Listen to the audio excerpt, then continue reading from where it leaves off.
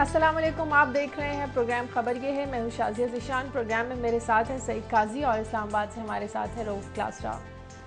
नाजरीन, आज हम बात करेंगे कि पार्लियामेंट और मुंबई हमलों के बाद दुनिया भर में दहशतगर्दी का वावेला मचाने वाली भारतीय हुकूमत की करतूतों का पोल उसके अपने ही सरकारी अफसर ने खोल दिया है कि ये हमले भारतीय हुकूमत ने खुद कराए और इल्जाम पाकिस्तान पर लगाकर कश्मीरी शहरी अफजल गुरू और अजमल कसाबतों को तख्ताएदार पर लटका दिया।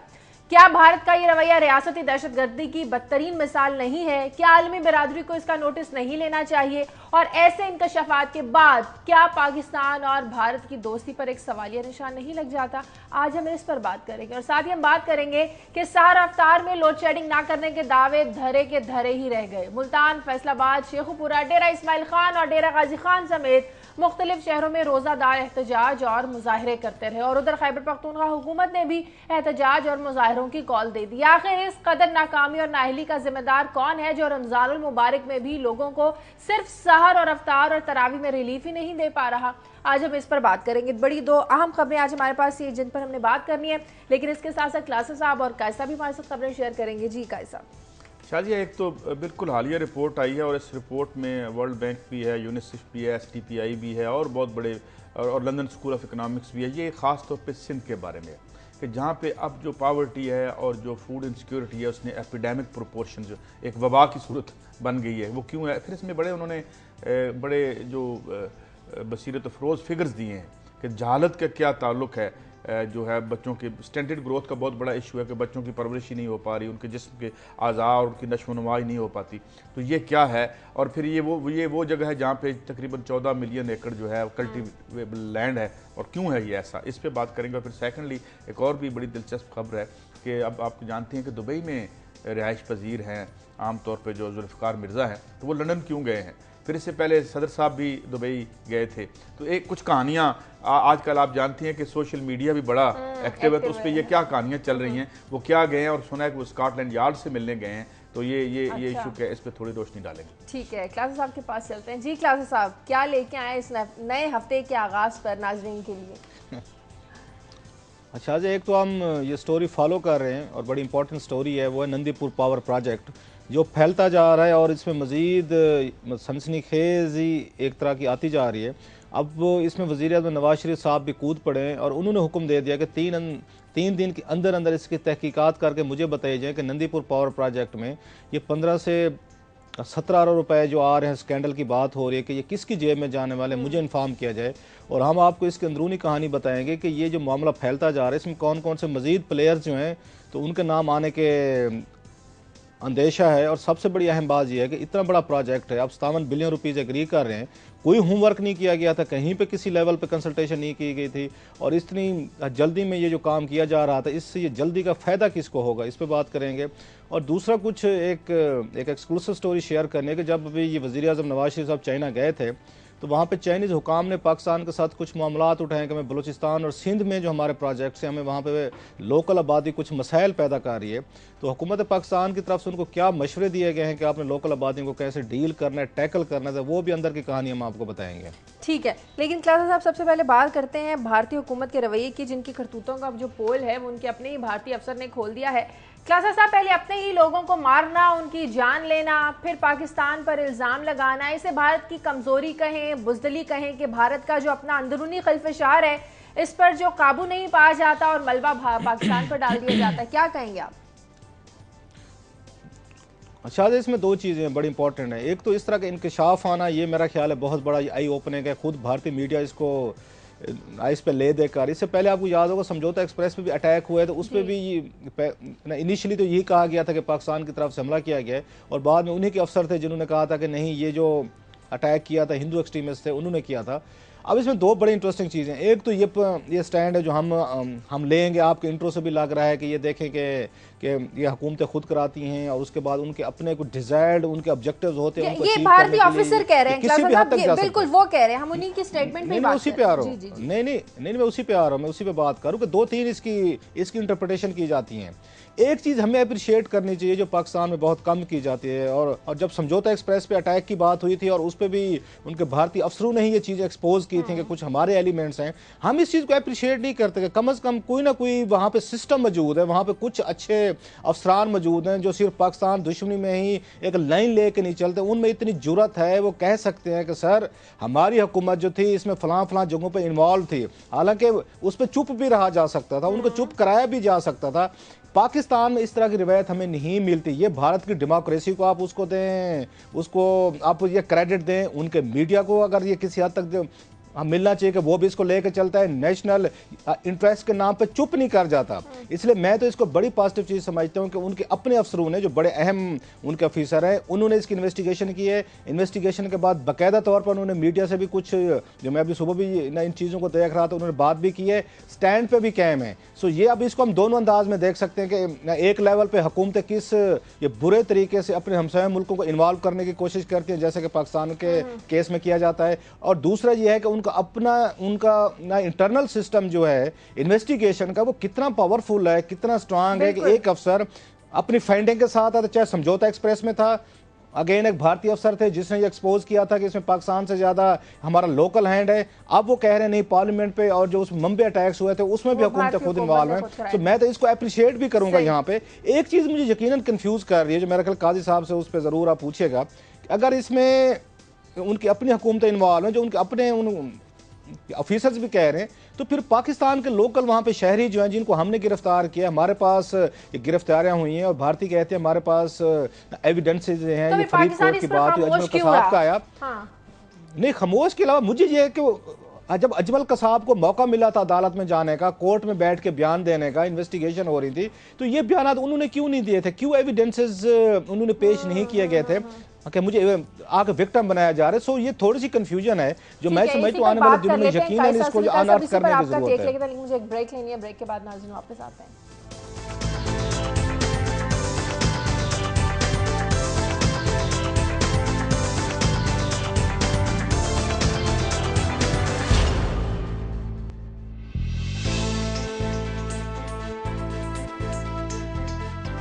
ब्रेक के बाद खुशामदीद। हम बात कर रहे हैं मुंबई और पार्लियामेंट हमलों के बाद जो भारतीय ऑफिसर ने इंकशाफ किया है। जी काजी साहब, आप क्या कहेंगे इस पे? शाजिया, मैं एक सीजर को कोट करना चाहता हूँ यहाँ। सीजर ने कहा था कि अपनी आबादियों को और अपनी आवाम को हुब्बुल वतनी के बुखार में मुब्तला कर दो तो वो अपने रह से हकूक़ भी आपकी चौखट पे छोड़ आते हैं, यानी हुक्मरानों की चौखट पे छोड़ आते हैं। ये बड़ा पुराना तरीका है। अच्छा, ये जो आज बात हो रही है इससे मुझे बहुत बातें याद आई। मसलन गोर विडेल की जो किताब थी, perpetual war for perpetual peace, Gore Vidal एक बहुत बड़ा नाम था, अभी हाल ही में उनका इंतकाल हुआ, एक माइटी इंटेलेक्ट कहा जाता था उन्हें।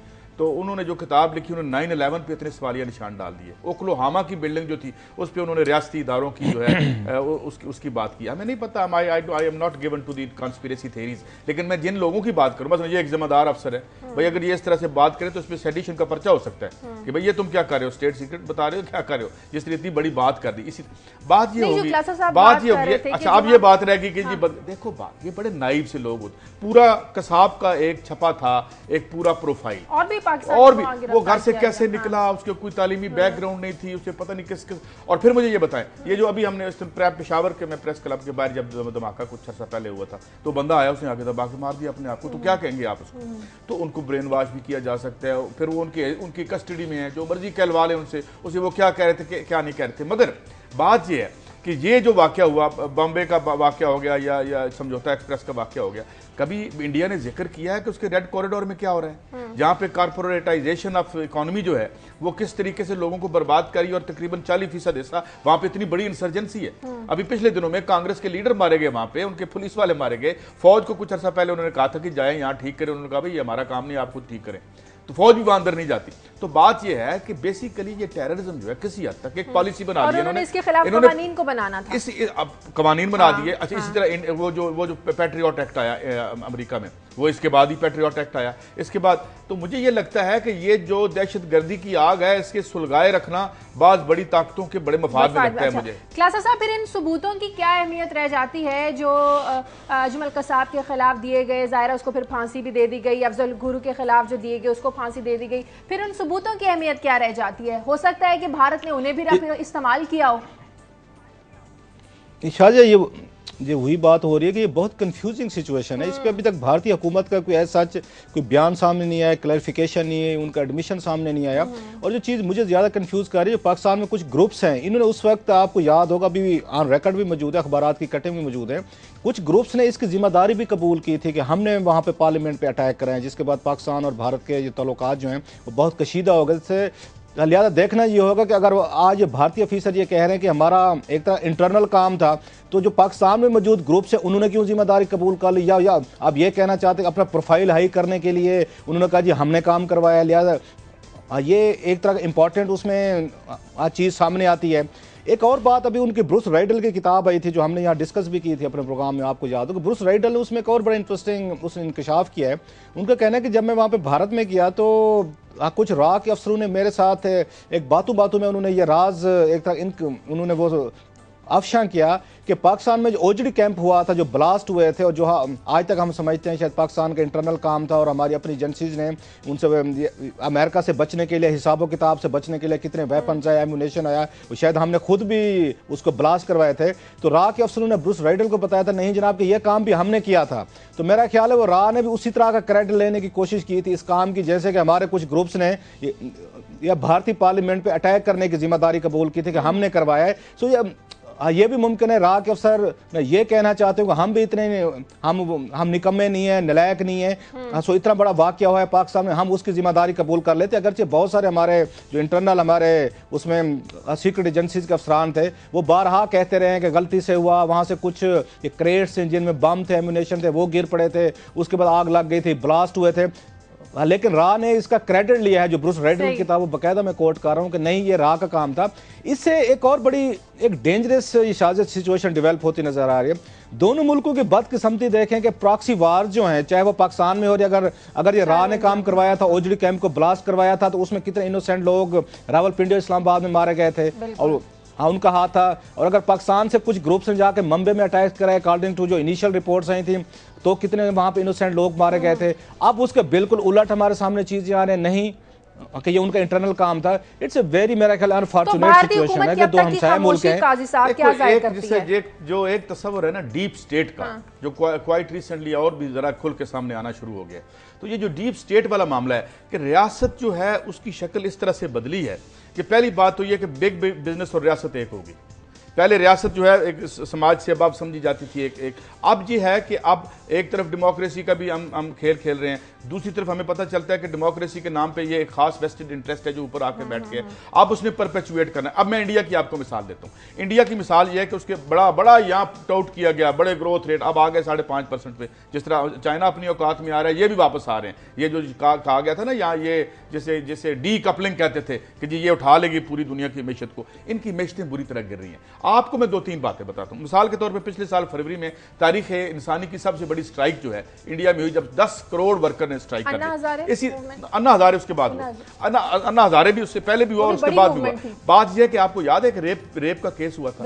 रेप के केस के बाद इतना बड़ा वहां पे खौफनाक, यहाँ हमारे सरहद पे उन्हें लड़ाई करनी पड़ गई थी उसको दबाने के लिए। तो बात यह है कि लोग इतने तंग हैं इंडिया में, इतने परेशान हैं अपनी गुर्बत और जिल्लत जो आहिस्ता आहिस्ता बढ़ती चली जा रही है। और इसमें मैं एक और बात के भी इजाफा कर दूं कि ये जो पूरी मूवमेंट हमें पूरी दुनिया में फैलती नजर आती है। अब कहने वालों का ये कहना है कि उसका अगला मुस्तकर, उसका अगला कयाम जो है वो इंडिया भी हो सकता है, क्योंकि ग्रोथ रेट नीचे आने से 35 करोड़ की जो उसकी मिडिल क्लास है उस पर बहुत ज्यादा प्रेशर आ रहा है, जिसकी वजह से आपने देखा कि बैंकर्स ने स्ट्राइक की तकरीबन स्टेट। और उस स्ट्राइक की सबसे इंपॉर्टेंट बात क्या थी? सबसे इंपॉर्टेंट बात यह थी कि उसमें BJP, Congress, communist party, CPI, CPM, उन तमाम पार्टियों के लीडरों ने कहा था कि आप हड़ताल ना करें। उन्होंने सबको डिफाई करके एक प्लेटफॉर्म पे आ गए थे। तो बात यह है कि जो इंडिया में बुरान गहरा होगा उसकी रियासत मजीद दहशतगर्दी करेगी और वजूहात बनाएगी। तवज्जो साहब, एक तरफ भारत और पाकिस्तान की ये डिप्लोमेसी, एक दूसरे पर इल्जाम लगाना, दूसरी तरफ हम देखते हैं भारत पाकिस्तान दोस्ती के नारे, तिजारत को फरोग देना, एक दूसरे के लिए राहदारियां खोलना, रास्ते खोलना, फिर ये चीजें कहां पर जाकर जो है वो स्टैंड करती हैं? शायद ये जो बात हुई थी, मेरा ख्याल है अगर हुकूमत पाकिस्तान और भारत उस पर कायम रहते कि इन दोनों ने एक यहाँ पे एग्रीमेंट किया था 2004 में, जब जनाब मुशर्रफ साहब थे, वाजपेयी साहब ने सारे उनके साथ ये मनमोहन सिंह साहब थे, उनसे बातचीत हुई थी कि अगर इस तरह के दहशतगर्द हमले करते भी हैं पाकिस्तान और इंडिया में दोनों जगहों पे, हम पीस प्रोसेस को डिरेल नहीं होने देंगे। लेकिन इन हमलों से हमने देखा कि दोनों मुल्कों के दरमियान पीस प्रोसेस इनका डिरेल हुआ। अब ये कौन करना चाहिए? भारत में कौन सी फोर्सेज हैं जो नहीं चाहती कि पाकिस्तान के साथ तल्लुकात भारत के ठीक हों?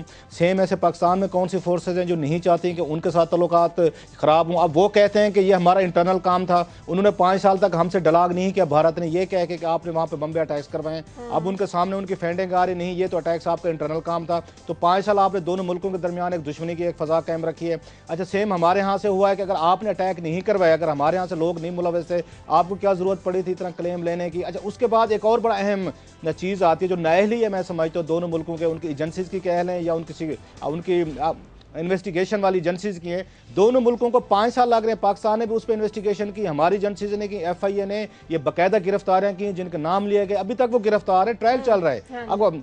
अगर ये हकीकत थी तो हमारी भी सीक्रेट एजेंसीज या हमारी इन्वेस्टिगेशन एजेंसी भी सच को नहीं ढूंढ सकी। सेम हमने देखा है 5 साल उनको लगे हैं। ये तो वो वाकया था जिसको विद इन वीक्स मेरा ख्याल है दोनों मुल्कों की एजेंसी। लेकिन क्लास साहब हमें ये भी तो नहीं भूलना चाहिए ना कि टेररिज्म जो है वो जरिए रोजगार भी है ना बहुत वेस्टेड इंटरेस्ट का, तो ये भी हमें नहीं भूलना चाहिए। हुकूमतों का तो नहीं होना चाहिए, नहीं काजी साहब, होना तो किसी का भी नहीं चाहिए, होना तो किसी का भी नहीं चाहिए। नॉन स्टेट एक्टर नहीं, नॉन स्टेट एक्टर्स का ये उस पेशा होना, उनके लिए कमाई का जरिया होना तो समझ में आता है नॉन स्टेट एक्टर्स का। लेकिन हुकूमतों का इस मामले में इन्वॉल्व होना, जैसे कि अब ये भारतीय अफसर कह रहे हैं, और पाकिस्तान ने भी 5 साल तक इन्वेस्टिगेशन की, आज तक ये भी नहीं बता सके अगर वहां पे उनका इंटरनल काम था तो हमारी इन्वेस्टिगेशन एजेंसी क्या कर रही थी। मैं इनको सबूत सामने लाने चाहिए। तो अभी तक जो भारतीय हुकूमत की खामोशी है, कोई इतना ज्यादा रिएक्शन नहीं आया उनके भारतीय ऑफिसर के इस बयान पर, इस इंकशाफ के बाद, ये क्या जाहिर करता है फिर? जी पहले भी जैसे मैंने कहा समझौता एक्सप्रेस वाला जब मामला आया था तो भी भारतीय हुकूमत ने ज्यादातर खामोशी ही रखी थी, और ये सबसे ज्यादा जो सवालात उठेंगे ये ना इंडिया के जो। अच्छा, मेरा सवाल आपसे साहब, एक सवाल है मेरा, बड़ा अहम सवाल, एक बड़ा अहम सवाल है कि जब भी कोई वाकया होता है ना तो बड़ा अनब्राइडल्ड सा इंडियन मीडिया जो है वो अनलीश हो जाता है पाकिस्तान पे। बड़ा उनका ना वो एक बड़ा हुब्बुल वतनी जो है वो जाग जाती है, अजीब एक पैटी सा उनका सिलसिला है। अब ये जो हुआ है इस पे वो नाम ही नहीं ले रहे। यानी अगर आप देखें जो भी वाकया हुआ, जब मुंबई का वाकया हुआ तो उन्होंने तो आउट राइटली हमें कर दिया ना, तो आप नहीं बोल रहे वो। काजी साहब आपकी वो बात ठीक है, मैं इस पे अग्री करता हूँ। भारत के मीडिया पे इल्जामात लगते हैं, खुद भारत के अंदर भी बहुत सारे उनके मॉडरेट एलिमेंट्स हैं जो कहते हैं कि भारत का मीडिया जब पाकिस्तान इंडिया रिलेशनशिप पे कोई भी मसला होता है तो बहुत ज्यादा वो दूर जाके कमेंट करते हैं, फौरन कहते हैं जंग शुरू कर दो, तोपें गन्ने उठाए और पाकिस्तान में हमलावर हो जाओ। उनमें मीडिया में बहुत उनके सख्त एलिमेंट्स मौजूद है, नो डाउट। लेकिन ये भी देखें, आप कह रहे हैं कि मीडिया नाम नहीं ले रहा, ये बातें आपको मुझे कहाँ से पता चल रही हैं? हमारे रिपोर्टर्स तो नहीं बैठे हुए वहां पे जो हमें बता रहे हैं, ये भारतीय मीडिया इसको फॉलो कर रहे हैं। लेकिन बात आवाली हुई है कि उस वक्त वो चीज बिक रही थी कि पाकिस्तान पे इल्जामात लगाओ, तो भारत के मीडिया ने ज्यादा उसको अग्रेसिवली फॉलो किया, और अब उसको वो ये बात ज्यादा ये पॉपुलर नहीं होगी, भारत में बात पसंद नहीं की जाएगी कि आपने इतनी बड़ी एक सख्त लाइन ली हुई थी, पाकिस्तान में वहाँ गिरफ्तारियां भी हो चुकी हैं, ट्रायल भी शुरू हो चुका है, ऑल ऑफ सडन नया इंकशाफ आ रहा है। तो मैं समझता हूँ इट्स ए वेरी अनफॉर्चुनेट, जो बात मैं पहले कह रहा था कि दोनों मुल्कों के जो ये शहरी हैं वो प्रॉक्सी वॉर में मारे जा रहे हैं, वो दौर गुजर चुका है। कहीं ना कहीं पे इनको एक लाइन ड्रा करनी पड़ेगी पाकिस्तान की और भारत की हुकूमतों के, इनके मॉडरेट एलिमेंट्स को आगे आना होगा। इस तरह नहीं चल सकता कि आप हमारे ऊपर इल्जामात लगाते रहेंगे, आप आ रहे हैं अपने ग्रुप्स आ रहे हैं पाकिस्तान से भेज रहे हैं, वो उनके इनोसेंट शहरीज को मार रहे हैं। अब वो ब्रूस राइडल कह रहा है कि नहीं, मुझे वहां पे बताया गया था, रॉ ने आके जो आपका ओजडी कैंप उड़ाया था, इसमें उन्होंने आके अच्छे खास सैकड़ों लोग मार दिए थे। इस प्रॉक्सी वार को कहीं ना कहीं पे खत्म होना होगा। जो गुर्बत की कहानी आप बता रहे हैं भारत की, पाकिस्तान में उसी तरह की स्टोरी है। अगर वहां पे अनरेस्ट है, अभी लोड शेडिंग के हवाले से, गुर्बत के हवाले से, आप खुद ये काजी साहब सबसे ज्यादा फिगर्स बताते रहते हैं कि पाकिस्तान में ग्रोथ रेट है, अभी उनकी कुछ ग्रोथ रेट हमें नजर तो आती है, दुनिया की कुछ ना कुछ भारत पे आंख तो है कि यहाँ से कुछ हमें मिल सकता है, और हमारी ग्रोथ रेट। साहब एक बात बताइएगा मुझे, एक बड़ी खास बात मेरे जहन, खास या आम जो भी कह लें, मेरे ख्याल में भारत की आवाम को रॉ और अपनी एजेंसियों से ज्यादा डरना चाहिए बनिस्बत हमारे, क्या ख्याल है आपका? ये तो अब ये दो वाकयात जो मैंने बताए, समझौता एक्सप्रेस वाले और अभी ये पार्लियामेंट और मुंबई अटैक्स वाले आने वाले हैं, ये मेरा ख्याल है भारतीय मीडिया के लिए सबसे ज्यादा एक वेकअप कॉल होनी चाहिए। उनको फर्दर इस पर दबाव बढ़ाना चाहिए अपनी हुकूमत। इस पर आखिरी सवाल, पाकिस्तान को अब इस पर आवाज उठानी चाहिए जो नाइंसाफियां की गई, जो इल्जामात लगाए गए पाकिस्तान पर।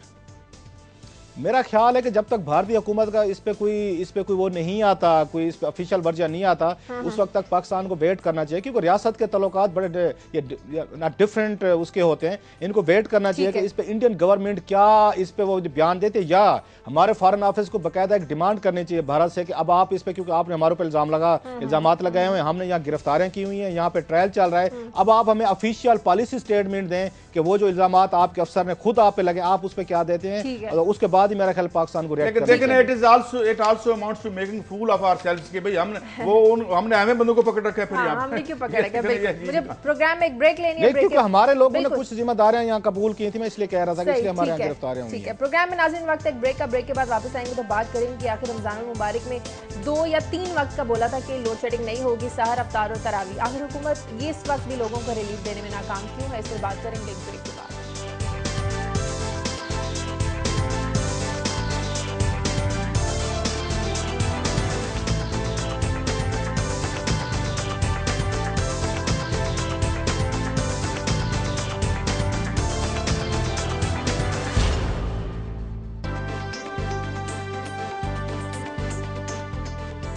ब्रेक के बाद खुश आमदीद। गोजरा से कॉलर है मलिक अमजद। हेलो जी, अस्सलाम वालेकुम। जी वालेकुम सलाम।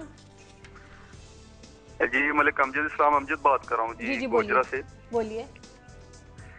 मैं ये सवाल करना चाह रहा था रऊफ क्लासरा साहब से कि ये अभी हम मुंबई हमलों के इशू पे बात कर रहे हैं, तो ये उनके ही अपने एक अफसर ने ये उनका भांडा वो भी है कि जी इसमें सारे हमलों में भारतीय अफसर जो थे वो मुलविस थे। तो जो उन्होंने हमलों के बाद जो सारा मुद्दा पाकिस्तान पे डाला था और अब ये सारा उनका बांटा उन्होंने फोड़ दिया उनके अपने ही लोगों ने, तो ये सारी सूरत के बाद जो है पाकिस्तान को क्या बैनुल कौमी अदालत इंसाफ में जाकर इस सारे मामले को उठाना नहीं चाहिए मेरे ख्याल में। ठीक है, बहुत शुक्रिया जी क्लासा साहब। मलिक अमजद साहब ने बड़ा इंतहाई वैलिड और ये रीजनेबल ये कमेंट किया है, तो इस पे हुकूमत पाकिस्तान का भी कंडक्ट आएगा। लेकिन जो परेशानी पाकिस्तान के लिए मेरा ख्याल है कि जो बात वो कह रहे हैं ना, it's a confusing situation as well, कि जब वो कह रहे हैं कि हमारे पास बहुत सारी गुफ्तगू हमने टैप की है, जो कराची से वहाँ पे उनकी जो हमलावर थे वहाँ पे जिन्होंने जो होटलों पे कब्जा किया हुआ था, जिनकी फुटेज भी मौजूद है, पाकिस्तान ओरिजिन के सामने चीज़ें भी आई हैं, तो ये बहुत बड़ी कंफ्यूजिंग एक तरह की मेरा सिचुएशन डेवलप हो रही है कि उनके पास ये टेलीफोन टैपिंग भी है, राब्ते भी हैं, सेटेलाइट के जो उनके साथ आपस में इंटरलिंक रहा है वो भी हैं। अच्छा, आपको याद होगा वहाँ पर एक वो पकड़े गए थे, एक साहब थे वहाँ पर, अमेरिकन नेशनल थे, उनको बाकायदा सजा भी मिली है वहाँ पर, और जिन पर इल्ज़ाम था कि ये उससे इन्हीं हमलों में उन्होंने शायद सपोर्ट की थी। सो ये मामला खासा गंभीर होता जा रहा है और मेरा ख्याल आने वाले दिनों में मजीद इंकशाफात होंगे। हमें थोड़ा सा इंतजार करना चाहिए कि उससे पहले कि हम जंप करें ये कंक्लूजन पे, क्योंकि इस पे एक अमेरिकन अदालत जो है अपने एक अमेरिकन शहरी को ये कह के सजा दे चुकी है कि आपने जो पाकिस्तानी हमलावर थे वहां पे मुबैना तौर पर आपने उनकी मदद की थी, इसलिए मसला ये खासा गंभीर है। मुझे आने वाले दिनों में मजीद इंकशाफात की इसमें तवक्को लग रही है, कुछ दिन हमें मेरा ख्याल है थोड़ा सा एक केयरफुल होकर वेट करना चाहिए कि इसमें फर्दर क्या इंकशाफात आते हैं। आगे बढ़ते हैं कासिफ साहब, जिस तरह रमजान में लोड शेडिंग हो रही है, आपको नहीं लगता हुकूमत मौका दे रही है अपोजिशन को, आवाम को अपने खिलाफ आवाज़ खुद ही बुलंद करने का? नहीं, देखें, एक तो इनके पास अभी ज़ाहिर है बिजली है नहीं, और उसके बाद अभी खुद 2-3 घंटे के लिए तो रिलीफ दे सकते हैं, और 2-3 घंटे का रिलीफ देने का इन्हें कहना ही नहीं चाहिए था। जब ख्वाजा साहब ने ये बयान दिया था कि जी हम शहरी के वक्त, और मैं देखता रहा मोस्टली लाहौर में भी मैंने देखा कि इन औकात में भी बिजली जाती रही है, तो ये एक ऐसा इशू है जो बनता चला जा रहा है बहुत, एक इसके लिए एक बड़ा दर्द सर बन जाएगा। और जो आज खबरें हैं, अगर KPK में इस तरह से मुजाहरे शुरू हो जाते हैं और वहाँ पे इनकी डेडलाइन दी हुई है, डेडलाइन दे दी। अच्छा, अब डेडलाइन जो है बिजली तो ये दे नहीं सकते, है नहीं, इस वक्त है नहीं। इनका ये कहना था कि हम जो है गैर एलानिया लोड शेडिंग बंद कर देंगे। अच्छा, अब गैर एलानिया लोड शेडिंग भी नहीं बंद हो पा रही। आज पता चला कि ये बड़े बड़े जो नाम है, वापडा के चेयरमैन और जो सेक्रेटरी पानी बिजली तो चले गए और बाकी भी चले जाएंगे, तो इनके जाने ना जाने से तो कोई फर्क नहीं पड़ता। फर्क तो इस बात से पड़ेगा कि बिजली आप दे रहे हैं या नहीं दे रहे और कैसे दे रहे हैं। और क्योंकि कुछ ये भी शिकायतें आई थी कि शहरी इलाकों में बाज़ जगह पे बिजली जो है कम जा रही है बहुत, जबकि मुज़ाफ़ात में और दूर इलाकों में फिर वही सिलसिला 18 से 20 घंटे या जो भी। तो ये मेरे ख्याल में एक इनका इस महीने में 18 से 20 घंटों का सवाल नहीं है क्लासा साहब। लोग इस वक्त सिर्फ ये कह रहे हैं कि एटलीस्ट उन्हें लोड शेडिंग जो है वो अफ्तार में ना की जाए, सहर में नहीं की जाए और तरावी में ना की जाए। और यही 3 वो टाइम है जब लोगों को बहुत ज्यादा तंग किया जा रहा है लोड शेडिंग करके। कल हमने देखा डेरा इस्माइल खान में भी मुजाहरे हुए, फैसलाबाद में भी हुए, डेरा गाजी खान में भी हुए, लाहौर के मुख्तलिफ इलाकों में हुए। तो ये कौन है इसका सारा जिम्मेदार? हुकूमत क्यों ऐसा मौका दे रही है आवाम को इस तरह उठने का? शायद जो लोगों को सबसे ज्यादा तकलीफ होती है वो ये लोड शेडिंग से ज्यादा, जब आप उनके साथ वादे करते हैं, उनको कुछ सुनहरे ख्वाब दिखाते हैं और पूरे निकल, लोगों को उससे तकलीफ होती है। अगर आप लोगों के साथ आप सच बोलें, उनको एतमाद में लें, तो लोग आप पे अपना एक ये ट्रस्ट लेवल डेवलप आप करें। मसलन 320 अरब रुपया आपने जाके यकमुश्त ये पेमेंट किए, मजीद आपने 170-75 अरब रुपए देने का वादा किया कुछ महीनों में।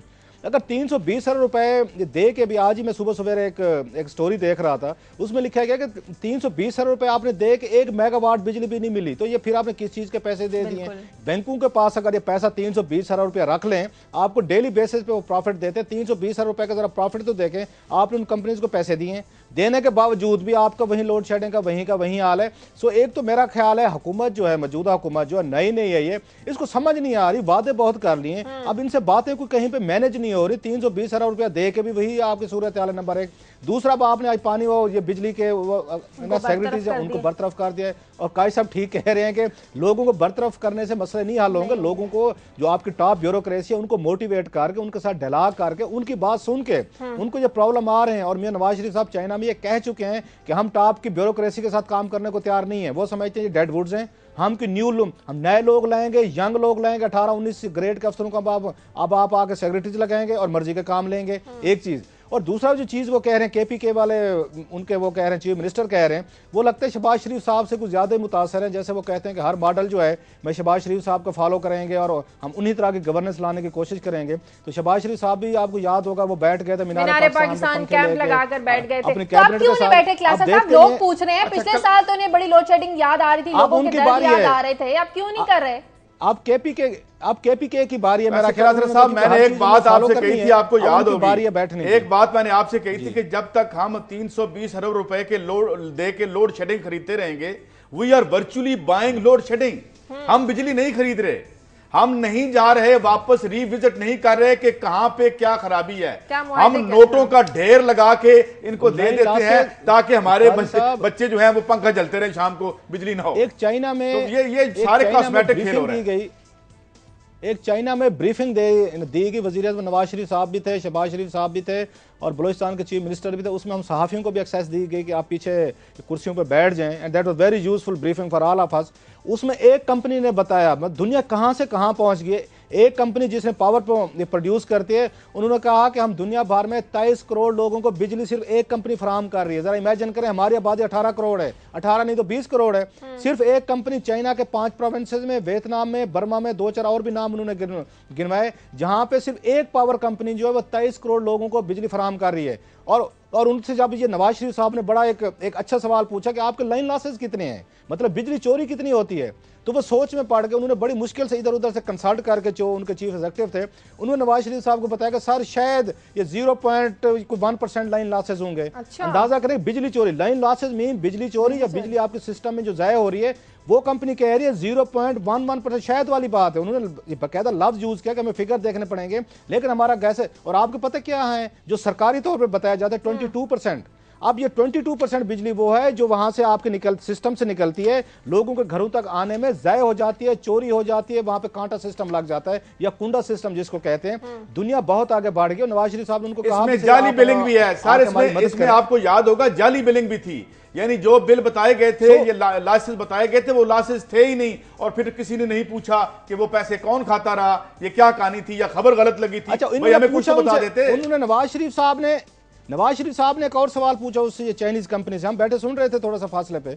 उन्होंने कहा जी आप बताएं हम इनको कैसे कंट्रोल कर सकते हैं, हमारे यहाँ तो 22% सरकारी फिगर है, हालांकि अनऑफिशियली कहा जाता है 40% तक लाइन लॉसेस भी हैं, चोरी भी हो रही है, मतलब 60% बिजली जा रही है और उसमें से 40% चोरी हो रही है, जिसका बिल आप और मैं दे रहे हैं। उस पर कंपनी ने कहा सर आपको स्ट्रिक्ट रेगुलेशन बनाने पड़ेंगे, लोगों को आपको सजाएं देनी पड़ेंगी, प्लस आपका जो आउटडेटेड सिस्टम है जिससे बिजली चोरी हो रही है, आप उसको सिस्टम को इंप्रूव करें। प्लस काजी साहब ये बहुत जरूरी है कि आप बिजली को आप वो करें, इसकी कीमत कम रखें। जब आप इसको जाकर 6 रुपए यूनिट करेंगे, 7 रुपए करेंगे, लोग चोरी की तरफ जाएंगे, इसको अफोर्डेबल बने, उसकी तरफ आप नहीं जा रहे, आप उसको बिजली को अफोर्डेबल करने की कोशिश नहीं कर रहे, आप महंगी से महंगी तार किए जा रहे हैं। अगर आप रिविजिट नहीं करते ना, अगर आप अपने मुआहदे रिविजिट नहीं करते, आप पकड़ते नहीं जाके, आप नोटों का ढेर लगाते रहिएगा और लोड शेडिंग खरीदते रहिएगा। मुझे प्रोग्राम में नाज़रीन वक्त है ब्रेक का। जी क्लासेस साहब, मुझे ब्रेक लेनी है, ब्रेक के बाद जब वापस जी क्लासेस साहब आपको सस्ती बिजली की तरफ जाना पड़ेगा। खुदा के लिए ये फर्नेस ऑयल वाली बिजली बंद करें। आपको अल्टरनेट एनर्जी के बहुत सारे हैं, सोलर है, मैंने कहा था या माल बन सकता है या बिजली बन सकती है, लिहाजा फिलहाल माल बनता हुआ दिखाई दे रहा है। नाज़रीन, प्रोग्राम में वक्त एक ब्रेक का। ब्रेक के बाद जब वापस आएंगे तो बात करेंगे कि वज़ीर-ए-आज़म नवाज शरीफ ने नंदीपुर पावर प्रोजेक्ट की जो तामीरी लागत में इजाफा है, इस पर तहकीकात का हुक्म दिया है। इस बारे में हमें बताएंगे इसकी कहानी रऊफ क्लासा साहब एक ब्रेक के बाद।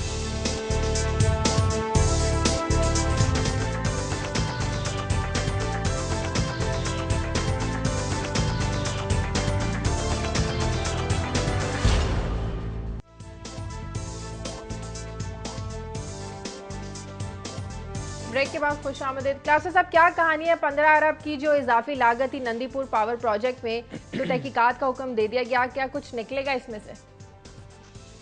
ये निकलेगा या कुछ इसमें से नहीं निकलेगा। जो इम्पोर्टेंट चीज़ है कि नंदी पावर प्रोजेक्ट जो हमें चाइना में ये खुशखबरी सुनाई गई थी कि शहबाज शरीफ साहब की मुलाकातें भी हुई थी, क्योंकि बेसिकली पंजाब में प्रोजेक्ट है। जी। तो उसमें कहा गया था कि हमारी बातचीत तय होगी और फौरी तौर पर अगले रोज़ ये जो चाइनीज़ ये कंपनी के लोग हैं वो पाकिस्तान फ्लाई कर रहे हैं ताकि इस पर काम शुरू किया जा सके। और मेरी इतलात ये है कि पाकिस्तान पहुँच भी चुके हैं। उन्होंने कराची का भी दौरा किया जहाँ पर उनकी मशीनरी वगैरह थी, और वो नंदी पावर प्रोजेक्ट पर भी गए हैं। वहाँ पर उन्होंने साइट को दोबारा आकर रिविज़िट किया है। अब जो इंटरेस्टिंग उसमें फैक्ट सामने आ रहे हैं, एक तो ये वज़ीर-ए-आज़म नवाज शरीफ साहब ने इंक्वायरी का आर्डर दिया। इससे पहले इसाक डार साहब ने ईसीसी के इजलास में इंक्वायरी का आर्डर दिया। जब ये खबर सामने आई, खबर क्या थी कि ये उसमें जो इनके एमडी थे, जो इसके पेप्को के जो मुनव्वर बशीर साहब, उन्होंने लेटर लिखा था चीफ जस्टिस को, जिसमें उनकी कैलकुलेशन ये थी कि ये मैंने प्रोजेक्ट बनाया था, मैं उस वक्त एमडी था और मुझे इसकी तमाम ये चीज़ों का पता है। अब जो उनको चाइना के साथ एग्रीमेंट किया गया है ये उसमें ज़्यादा किया गया है। और उन्होंने यहाँ तक क्लेम किया था अपने लेटर में कि चाइनीज़ कंपनी $40 मिलियन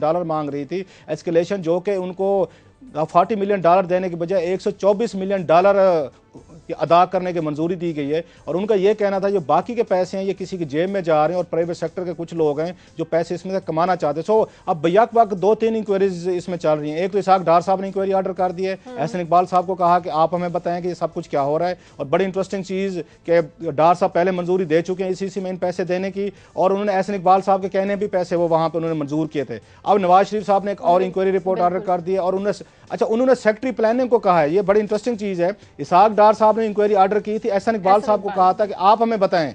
आप उन्होंने जो कहा है वो नवाज शरीफ साहब ने, उन्होंने ना डार साहब से रिपोर्ट मांगी है ना उन्होंने एहसन इकबाल साहब से मांगी है। उन्होंने सेक्रेटरी प्लानिंग से कहा कि 3 दिन के अंदर आप हमें इसकी फंडिंग दें। तो अब तक तो इस पे कुछ लग रहा है कि कुछ नवाज शरीफ साहब या इनकी हुकूमत को जोल्ट आया है, अच्छा खासा धचका लगा है। हमारे पास वज़ीर आला पंजाब के कोऑर्डिनेटर शाहिद रियाज गोंदल साहब भी लाइन पर मौजूद हैं, इससे रिलेटेड आप उनसे भी बात कर सकते हैं।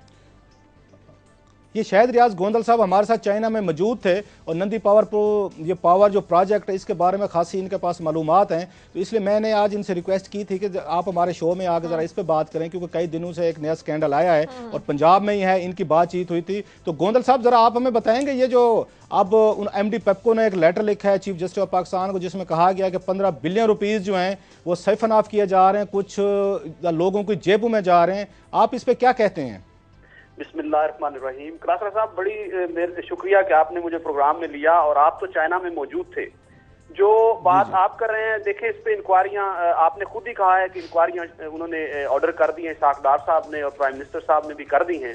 मैं जो बात करना चाहता हूं और जो आप भी बात करते हैं, इस कौम के साथ कितना जुल्म है कि एक प्रोजेक्ट जो था वो बिल्कुल 22 अरब रुपए के खर्चे से होना था और मुकम्मल हो जाना था, और आप चाइना में मौजूद थे। किस तरह वो चाइनियों ने और चाइनी हुकूमत ने हमें, पाकिस्तान को, किसी एक पार्टी को नहीं, पाकिस्तान के साथ सड़कों में, मोटरवे में, इकोनॉमिक कॉरिडोर में, एनर्जी सेक्टर में, बायोमैस में किस तरह उन्होंने वालहाना तौर पे आगे आए और क्रेडिट्स और लोन और आसान किस्तों पे देने के लिए काम किया।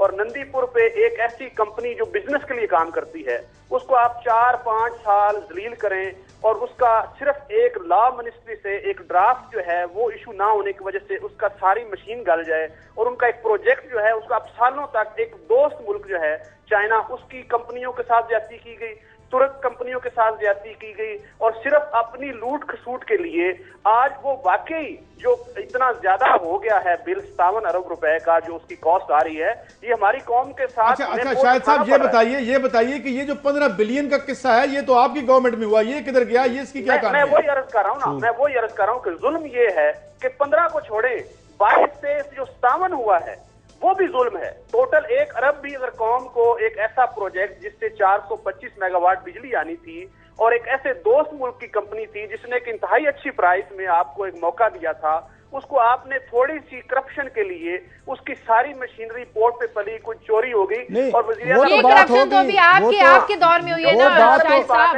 देखिए जी, 15 अरब की बात ये कैलकुलेशन की है, एक्सपर्ट्स ने की है, कंपनी के साथ मिलकर की है। अपना क्लासरा साहब, आप तो इस चीज के वकील हैं कि जुल्म वो है और करप्शन वो है जिस चीज में काम भी ना हो और कौम का पैसा भी जाया हो जाए। गोंदल साहब, वो बात तो होगी, लेकिन जो काजी साहब वाला पॉइंट है और पूरी कौम जानना चाहती है, जब आप लोग चाइना गए हैं, आपके पास पूरा प्लानिंग डोमियन है, एहसन इकबाल साहब का नाम आ रहा है, इसहाक डार साहब ने अप्रूवल दी है, आप भी क्योंकि एनर्जी पे उनके कोऑर्डिनेटर हैं चीफ मिनिस्टर साहब, आप लोगों ने बैठ के होमवर्क नहीं किया था? आपने होमवर्क नहीं किया था कि हमें उनको कितने पैसे देने हैं और कितने नहीं देने? अब चाइना वापसी पे फौरी तौर पर स्कैंडल आ गया आपके सामने। मैं अर्ज कर रहा हूँ जी, देखें, ये जमहूरियत में है, लोगों को एतराजात का हक है, लोगों को ट्रांसपेरेंसी का हक है, कमेटियां बनेंगी, कमेटी की रिपोर्ट आएगी, ये अवाम का हक है। मैं ये बताना चाहता हूं कि आपने वहां पे विल ऑफ द गवर्नमेंट देखी, शहबाज शरीफ साहब ने अभी उनका PC1 अप्रूव नहीं हुआ, 57 अरब अप्रूव नहीं हुआ और वो आ गए हैं पंजाब में। ठीक है, चाहते हैं कि ठीक है, बहुत शुक्रिया शाहिद राजा साहब, वो तो सही बात की तरफ तो आई थी, वो कह रहे हैं कि जमहूरियत है, स्कैंडल आते हैं, हम अप्रिशिएट करते हैं और इंतजार करते हैं। जिस तरह अभी हमें शाहिद साहब कह रहे थे कि ये इस स्कैंडल का जो है वो सामने रिपोर्ट आएगी, अल्लाह करे कि इसकी रिपोर्ट आए और हम सारे देखें। बिल्कुल, आगे बढ़ें काजी साहब, आपकी खबरों की तरफ आते हैं। हाँ शाजिया, मैं एक स्टोरी आज मैंने की, ये एक बिल्कुल ही ताज़ा रिपोर्ट आई है और इस रिपोर्ट की तैयारी में बड़े बड़े नाम हैं, जिसमें लंदन स्कूल ऑफ इकनॉमिक्स है, WHO है और यूनिसेफ है, इसके अलावा सेव द चिल्ड्रन है, STPI है।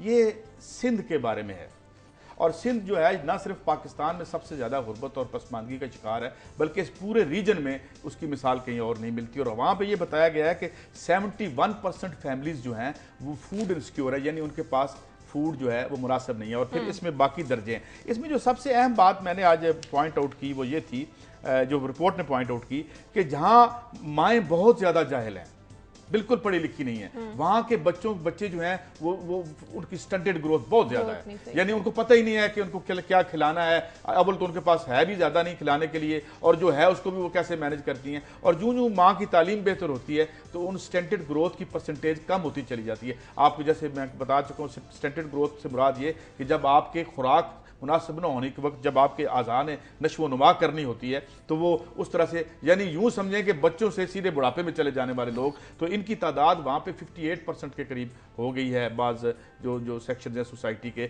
इसी तरीके से फूड इनसिक्योरिटी बहुत ज़्यादा है। ये यहाँ पे वो जो ज़िले थे जहाँ पे सरप्लस फूड पैदा होती थी वो 11 के करीब थे, अब वो 6 रह गए हैं। इसी तरीके से जो सबसे हार्डेस्ट हिट एरियाज़ हैं वो हैं बिल्कुल जो पेरिफेरी में ज़िले हैं, 8 के करीब, वहाँ पे ये सब कुछ है। तो ये शाजिया, ये वो जगह है जो पावर बेस थी पिछली गवर्नमेंट की, और आज भी उनकी पावर बेस है, आज भी लोगों ने उनको वहां वोट दिए। तो 71% लोग, इंतहाई ज़रखेज़ इलाका, तो ये क्या हुआ इसके साथ और ये क्यों हुआ, इसको कोई देख रहा है या नहीं देख रहा। और फिर एक और बात कि क्या एक समाज के ऊपर आप आफियत से हुकूमत कर पाएंगे जहां नीचे इतनी मिजरी और जिल्लत आप फैला और बिखरा देते हैं, तो फिर आपको टेरर, दहशतगर्दी इससे नहीं निकल सकते जब तक आप लोगों को क्लास साहब आपकी तरफ। जी हाँ, इसी पे मेरा ख्याल है आज इसी को स्टोरी बड़ी अहम है काजी साहब की, ये वाली इसी को लेकर चलते हैं। जो मेरी वाली स्टोरी हम उसको कल टेकअप कर लेंगे क्योंकि वो डिटेल से बात करने वाली है कि इसमें जो इंपॉर्टेंट चीज़ देखने वाली है, पीपल्स पार्टी पे बहुत बड़ा इल्ज़ाम एक नया लग रहा है, जो मतलब एक अर्बन क्लास या मीडिया लगा रहा है, जो मैं समझता हूँ आप ये बड़ी हद तक जस्टिफाइड भी है